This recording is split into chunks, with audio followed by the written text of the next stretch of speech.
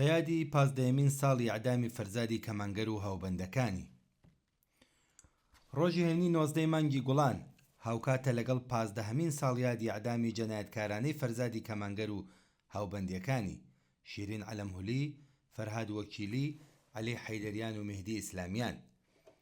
ڕۆژی 23 مانگی گوڵانیش ساڵیادی مانگرتنی گشتی خەڵکی کوردستانە لە وەڵامدانەوە بەم جەنایەتە. ئیعدامی دژە ئینسانی پێنجلاوی تێکۆشەر کە تا ئاخرین ساتەکانی ژیانیان لە سەنگەری تێکۆشان دژ بە ڕژیمی ئیسلامی خۆڕاگریان کرد، بە دوای ئەو کردەوەیە بە ملیۆنان کەس لە سەرتاسەری کوردستان مانگرتنێکی گشتیان بەڕێوە برد.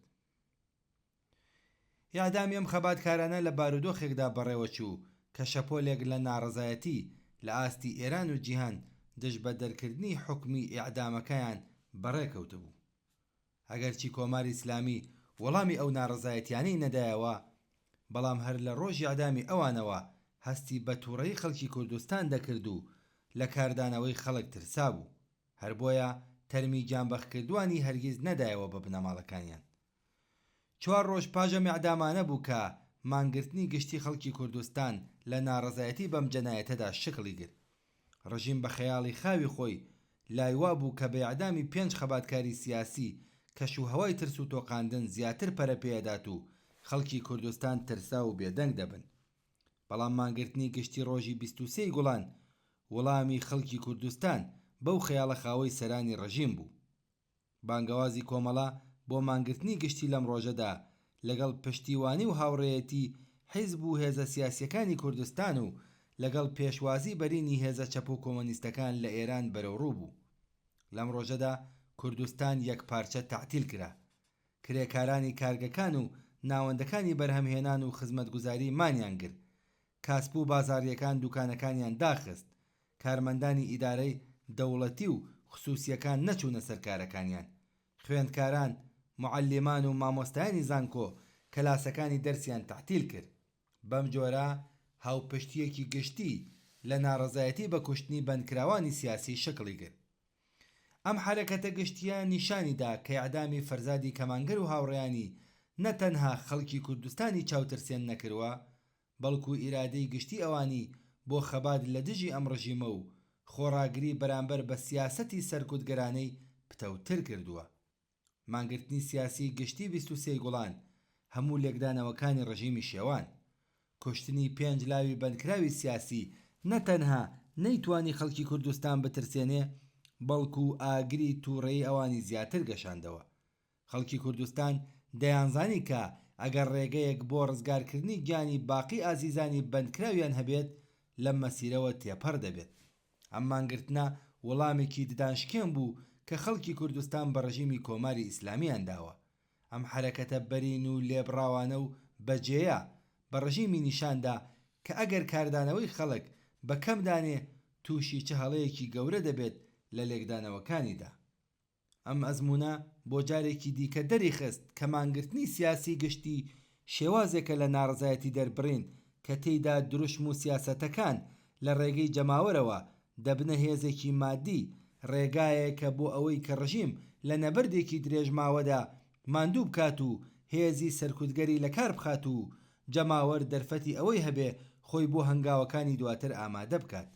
خەڵکی کوردستان بە بەکارهێنانی تاکتیکی مانگرتنی گشتی ئیمکانی جموجوڵیان لە هێزە سەرکوتگەرەکانی دوژمن زەوت کرد و ڕێگەی پوچەڵکردنەوە و ناکارامەکردنی سەرکوتگەری ئەم هێزانەیان بە خەڵکی ئازادیخوازی ئێرانیش نیشاندا. خەڵکی کوردستان لەگەڵێ قۆناغدا توانا و هێزی یەکگرتووی خۆیان دژ بەم ڕژیمە نیشانداوە. لە وتنی نایەکی بەهێز بە ڕێفراندۆمی پێکهێنانی کۆماری ئیسلامی لە بەهاری 1358 تا کۆچی مێژووی خەڵکی مەریوان و ڕێپێوانی خەڵکی باقی شارەکان بۆ پشتیوانی لەوان و مانگرتنە شکۆدارە سیاسیە گشتیەکان هەر لەم ساڵەدا لە زۆمرەی ئەو دژە کردەوە و پوتانسیێلانە بوون کە خەڵکی کوردستان لە بەرامبەر زۆرە ملێ و ملهوڕی ڕژیمدا لە خۆیان نیشانداوە. چەخماخەی شۆڕشی ژینا بە خۆپیشاندانی بەرینی خەڵکی شاری سەقز لە جەریانی ناشتنی تەرمی ژینا ئەمینی کە ناوی بوو بە ڕەمزی شۆڕش و بە دوایدا بە مانگرتنی سیاسی گشتی لە کوردستان لە ناڕزایەتی بەم جەنایەتە لێدرا. شۆڕشێک کە ئاگری قین و تووڕەی خەڵکی لەسەر تاسەری ئێران بڵێسەدارتر کرد و چەند مانگرتنی یەکپارچەی دیکەی بە دوای خۆی داهێنا. ئەم مانگرتنانە نیشانیاندا کە پاشەکشەی هێزەکانی پێشمەرگە بۆ پشت سنوورەکان بە مانای کۆتایی بزوتنەوەی شۆڕژگیرانی خەڵکی کوردستان نییە. نیشانیاندا سەرەڕای ئەم پاشەکشەیە ڕیشەی ئەم بزوتنەوەیە لە قوڵایی کۆمەڵگەدا بەهێزتر بووە. نیشانیدا کە ئەم بزوتنەوەیە خاوەنی هێز و وشیاری و ڕێکخرا و ڕێبەری خۆیەتی. نیشانیدا کە جەماوەری خەڵکی ستەملێکراوی کوردستان سەرەڕای هەژاری و برسیەتی و دەستکورتی ئامادەن بەدڵ ئاوەڵاییەوە لە پێناو سەرکەوتن بەسەر کۆماری ئیسلامیدا لە بژێ و ژیانی خۆیان هەزینە بکەن. نیشانیدا کە کۆمەڵگەی کوردستان کۆمەڵگەیەکی سیاسیە و توانایی بە حیزبیبوونی لەسەرەوەیە. نیشانیدا کە مانگرتنی سەرتاسەری جەماوەری دەکرێت وەک ئەزمونێکی خەباتکارانەی سەرکەوتوو لەسەر تاسەری ئێرانیش بەکار بێت کە تایدا هێزە سەرکوتگەرەکانی ڕژیم لە بەرامبەر ئیرادەی گشتی جەماوەری خەڵکدا داما و بێتوانە دەبن و کارێکیان بۆ ناکرێت. بەڵام ئەگەر ئەم ئەزمونانە ڕێنوێنی خەڵکی کوردستان دەبن لە ڕوودا و گۆڕانکاریەکانی داهاتوودا، بۆ کۆمەڵەش مەیدانی ئەزمون و تاقیکردنەوەن تا خاڵە بەهێزەکانی خۆی وەک ڕەوتێکی ڕادیکاڵ و سۆسیالیست کە خاوەنی پێگەی کۆمەڵایەتیە بناسێت و کەم و کوڕیەکان و خاڵە لاوازەکانی خۆی لەم بوارەدا بڕەوێنێ و بەردەوام لە دڵی ڕووداوەکاندا بێت و ئاراستەی گونجاویان پێ بدات. بێگومان ڕۆژان و ڕووداوگەلێکی گرنگمان لەبەرە و کۆمەڵە بەرپرسیارەتی خۆی لە پێناو تێپەڕاندنی کۆمەڵگەی کوردستان لە خاڵە وەرچەرخانە مێژوویەکان بەرەو ئاسوی ڕوونی ئازادی دەناسێت و بە پشت بەستن هەر بەم پێگەیە ئەرکەکانی خۆی بەجێ دێنێت. سیاسەتەکانی کۆمەڵە لەوەها تاقیکردنەوەیەکی گەورەی کۆمەڵایەتیدایە کە هەڵدەسەنگێندرێ.